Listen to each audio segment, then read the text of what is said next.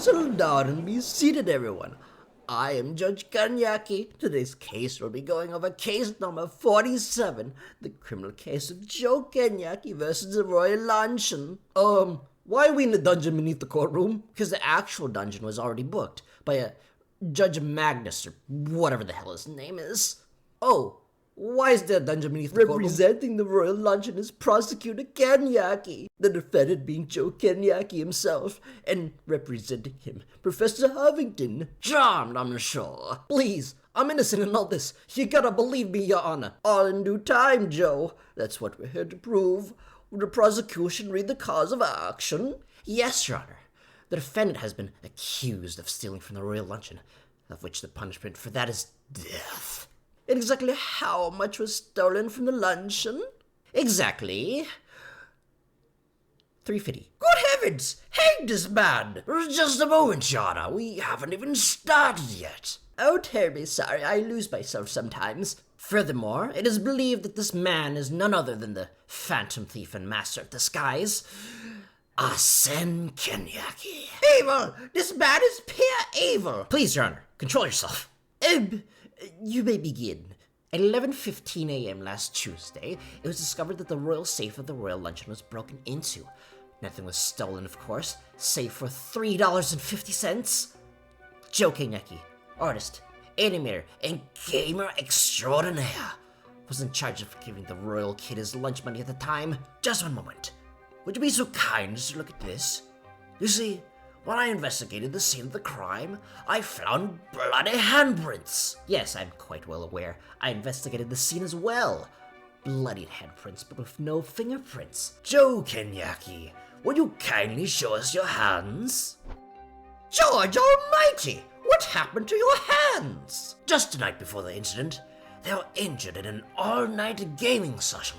But that hardly has anything to do with the case, dear Huffington. Oh, but it does. For you see, Joe couldn't have been the one to open the safe, as his bandages would also be covered in blood.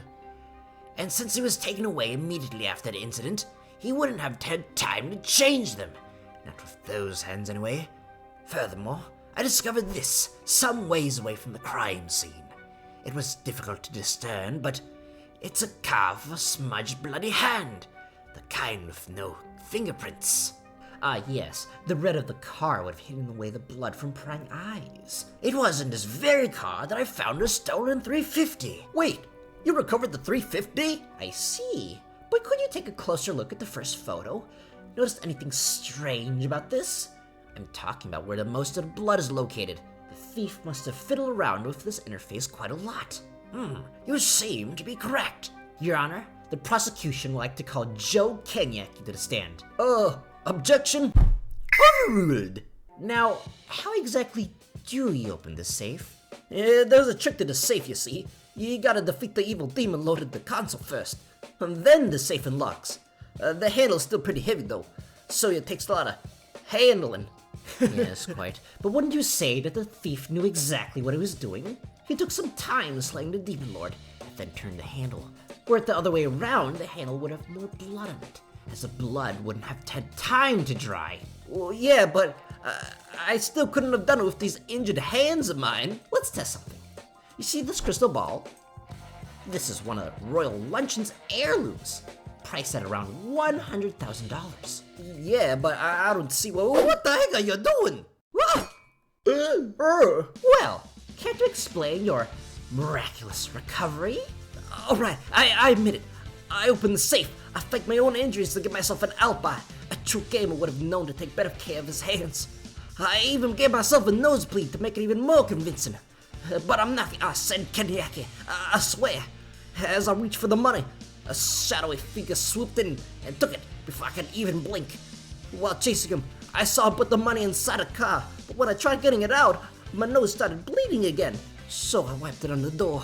It was then that I heard the sirens, so I rushed back to my post, vowing to get that $3.50 afterwards. Well, I think I've heard enough.